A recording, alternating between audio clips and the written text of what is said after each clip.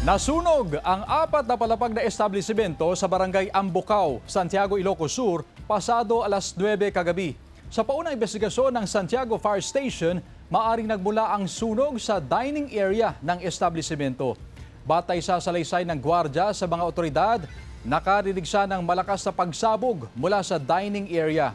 Umabot hanggang ikatlong alarma ang sunog na umabot ng 3 oras.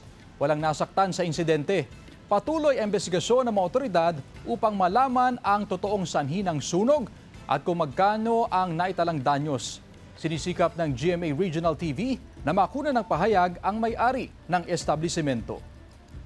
Nakarinig siya kasi ng pagsabog, banda doon sa may pinaka-food court nila. Then nung tumingin yung guard, malaki na yung apoy. Ongoing pa kasi hindi namin matukoy kung magkano yung presyo ng mga nandun sa loob. Hindi pa kasi namin nakakausap yung talagang may-ari.